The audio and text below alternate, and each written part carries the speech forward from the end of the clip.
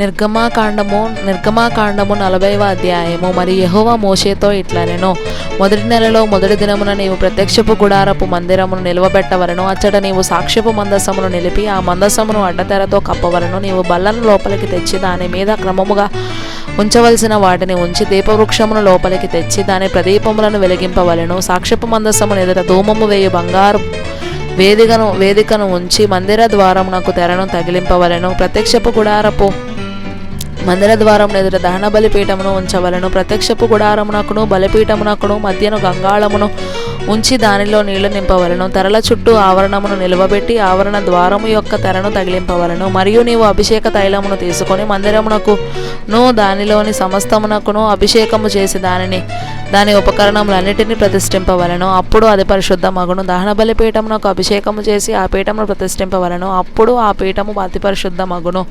ఆ గంగాళమునకు దాని పీటకు అభిషేకము చేసి దాన్ని ప్రతిష్ఠింపవలను. మరియు నీవు అహరోనును అతని కుమారులను ప్రత్యక్షపు గుడారం యొక్క ద్వారం వద్దకు తోడుకొని వచ్చి వారిని నీళ్లతో స్నానము చేయించి, అహరోను నాకు యాజకుడగునట్లు అతనికి ప్రతిష్ఠిత వస్త్రములను ధరింపజేసి అతనికి అభిషేకము చేసి అతని ప్రతిష్ఠింపవలను. మరియు నీవు అతని కుమారులను తోడుకొని వచ్చి వారికి చొక్కాయలను తొడిగించి, వారు నాకు యాజకులగుడకై నీవు వారి తండ్రికి అభిషేకము చేసినట్లు వారికిని అభిషేకము చేయము. వారి అభిషేకము తరతరములకు వారికి నిత్యమైన యాజకత్వ సూచనగా ఉండుననెను.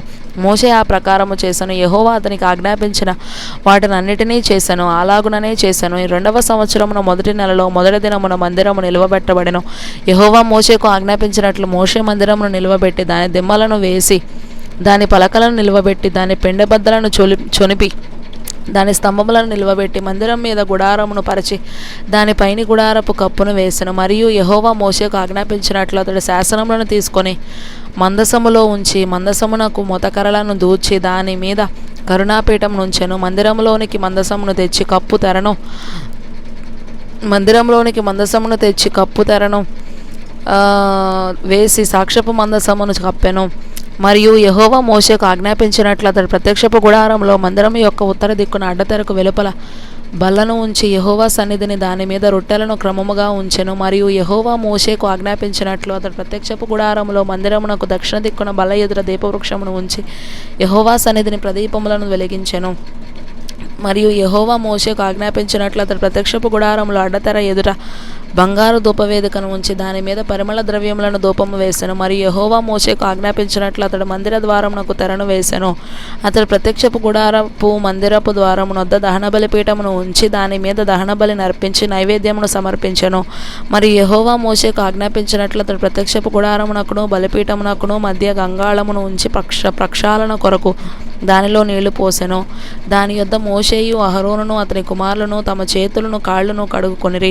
వారి ప్రత్యక్షపు గుడారంలోనికి వెళ్ళినప్పుడును బలిపీఠమునకు సమీపించినప్పుడును కడుగుకొనిరి. మరియు అతడు ఆ మందిరమునకును బలిపీఠమునకును చుట్టూ ఆవరణమును ఏర్పరిచి ఆవరణ ద్వారపు తెరను వేసెను.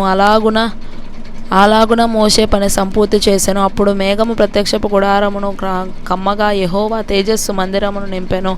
ఆ మేఘము మందిరం మీద నిలుచుట చేత మందిరము యెహోవా తేజస్సుతో నిండెను గనుక మోషే ప్రత్యక్షపు గుడారంలోనికి వెళ్ళలేకుండెను. మేఘం మందిరం మీద నుండి పైకి వెళ్ళినప్పుడెల్లను ఇశ్రాయేలీయులు ప్రయాణమైపోయిరి. ఇదే వారి ప్రయాణ పద్ధతి. ఆ మేఘం పైకి వెళ్ళని ఎడల అది వెళ్ళు దినము వరకు వారు ప్రయాణము చేయకుండిరి. ఇశ్రాయేలీయులందరి కన్నుల ఎదుట పగటివేళ యెహోవా మేఘము మందిరం మీద ఉండెను, రాత్రివేళ అగ్ని దాని మీద ఉండెను. వారి సమస్త ప్రయాణములలో ఇలాగుననే జరిగెను.